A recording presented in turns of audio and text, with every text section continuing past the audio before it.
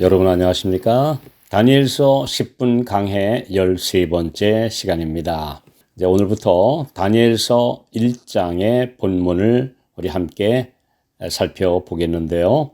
오늘은 그 첫 번째 시간으로 유다가 왜 멸망했는가라는 제목으로 우리 말씀을 함께 살펴보겠습니다.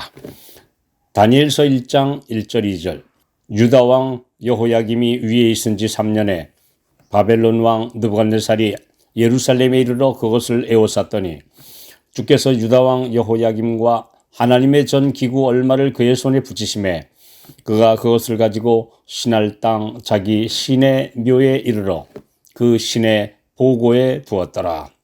다니엘서의 본문을 이렇게 차례대로 우리 주석하면서 공부하겠습니다.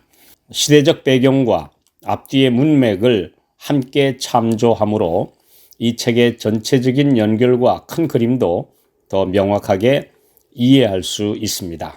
이렇게 하면 그 시대에 주신 말씀의 의미에서부터 오늘날까지 성취되고 있는 계시를 바르게 이해할 실마리가 풀리기 때문입니다.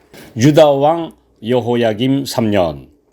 여호야김은 유다의 제18대 왕입니다.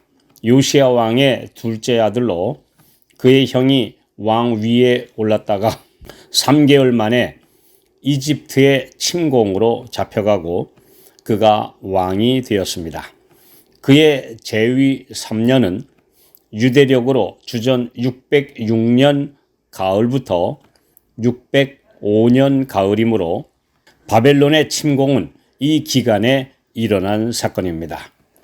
여호야김의 이름의 뜻은 여호와가 세우신다라는 아주 좋은 이름입니다. 그러나 그는 그의 이름의 뜻대로 살지 않았습니다. 그의 아버지 요시야 왕은 8세에 즉위하여 16 어린 나이부터 성전 정결과 우상 숭배를 개혁하는 일에 온 힘을 쏟은 신실하고 선한 왕이었습니다. 열왕기하 23장 25절에 보면 요시야와 같이 마음을 다하며 성품을 다하며 힘을 다하여 여호와를 향하여 모세의 모든 율법을 온전히 준행한 임금은 요시야 전에도 없었고 후에도 그와 같은 자가 없었더라. 이렇게 평가하고 있습니다. 그러나 안타깝게도 이 선한 왕도 선조들인 여호사밧 왕이나 히스기야처럼 자녀 교육에 실패한 왕이 되고 말았습니다. 자녀 교육에 있어서 어머니의 영향이 거의 절대적이라는 사실을 생각할 때 아마도 경건하지 않은 여성과 결혼했기 때문일 것입니다. 또는 이미 온 나라에 퍼진 악한 감화를 막을 수가 없었기 때문입니다. 요시야 왕의 사후에 국력이 극도로 쇠퇴하여 이집트와 바벨론의 연이은 침공을 받아 독립을 상실한 채 그의 세 아들과 손자가 차례대로 봉신왕이 되었고 모두 하나같이 악한 왕으로 국가적 멸망을 자초하고 말았습니다. 예레미야 36장 20절로 26절에 보면 여호야김은 고집세고 악한 품성의 소유자입니다. 예레미야 선지자가 전한 경고의 말씀을 기록한 두루마리를 읽는 족족 칼로 베어서 화로에 던져 태운 아주 고집스럽고 정말 하나님의 말씀을 순종하지 않는 그런 왕입니다. 열왕기하 24장 4절에는 그가 무죄한 자의 피를 흘려 예루살렘에 가득하게 하였다고 기록된 바 11년간 공포 정치를 자행했습니다. 예레미야 22장 18절 19절 그러므로 나 여호와가 유다 왕 요시야의 아들 여호야김에게 대하여 이같이 말하노라. 무리가 그를 위하여 슬프다 내 형제여 슬프다 내 자매여 하며 통곡하지 아니할 것이며 그를 위하여 슬프다 주여 슬프다 그 영광이여 하며 통곡하지도 아니할 것이라. 그가 끌려 예루살렘 문 밖에 던지우고 나귀같이 매장함을 당하리라. 유다가 멸망할 시점의 상황은 하나님께서 더 이상 참으실 수 없는 지경이 되고 말았습니다. 왕뿐 아니라 온 나라의 지도층부터 일반 백성에 이르기까지 우상숭배와 도덕적 타락이 극심했고 극소수의 의로운 사람들만으로는 이를 막을 수가 없었습니다. 바벨론의 느부갓네살은 이때 왕세자로 전장을 누비고 있었고 유다를 침공해 성전 기물을 탈취하여 가져가고 유다의 왕족과 귀족들도 잡아갔습니다. 신할 땅은 바벨론의 다른 이름인데 그들의 신은 마르둑으로 천지를 창조한 신이라고 여겨 숭배했고 그 신의 사당에 여호와 하나님의 성전 기명들을 두었습니다.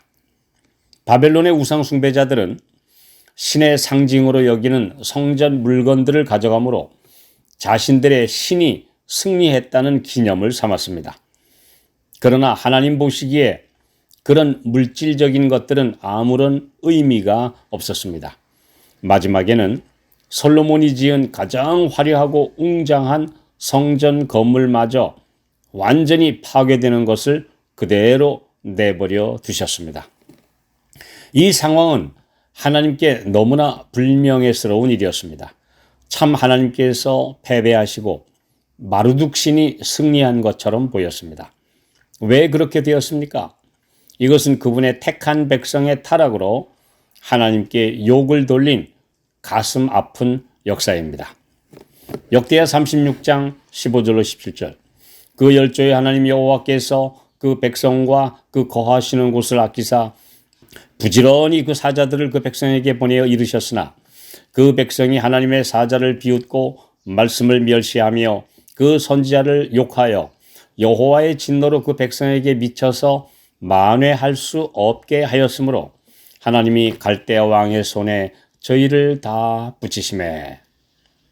드디어 호세아 4장 17절 에브라임이 우상과 연합하였으니 버려두라는 하늘의 선고가 내린 것입니다. 그분의 참으심의 한계를 넘어서면 그들에게 주어진 은혜의 시간이 마치는 것입니다. 하나님이 붙이심에 이 사람이 볼 때 강력한 신흥 강국, 세계적인 제국인 바벨론 앞에 맞설 힘이 없어서 패배한 사건임에도 말씀에는 하나님이 그들을 바벨론 왕의 손에 붙이셨다고 기록합니다. 심지어 이스라엘이 타락한 상태에서 진정한 회개 없이 하나님의 임재의 상징인 법궤를 전쟁터에 메고 나갔을 때 아무 힘없이 패배당하고 법궤를 빼앗기는 것조차 하나님께서 허용하셨습니다. 이것은 하나님의 백성들이 하나님께 순종하지 않을 때에 외적인 모든 조건이나 표징이나 이런 것들은 아무런 가치가 없다는 것을 보여주는 사건입니다. 아브라함의 자손이라 택한 백성이라 진리를 가진 교회라고 자부하는 것조차 아무런 소용이 없음을 가르치신 교훈입니다. 주님은 공정한 심판자이시므로 믿음과 순종 없이 외형적 건물이나 제사 제도의 의식에만 매달리는 것은 아무것도 아니라고 선언하십니다.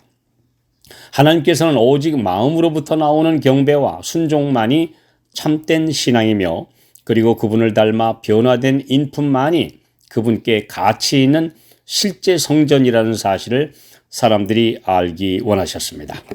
마태복음 3장 8절로 9절 그러므로 회개에 합당한 열매를 맺고 속으로 아브라함이 우리 조상이라고 생각지 말라. 내가 너희에게 이르노니 하나님이 능히 이 돌들로도 아브라함의 자손이 되게 하시리라. 침례 요한의 이 메시지가 오늘날에도 그대로 울려 퍼져야 할 때입니다. 정통교회니 진리교회니 하는 수식어나 온갖 주장들도 그의 이런 외침 앞에서는 아무런 쓰잘데가 없어집니다. 신자들 개개인이 진정으로 예수 그리스도를 영접하여 회개에 합당한 열매가 그들의 삶에 맺히고 있는지가 가장 중요합니다.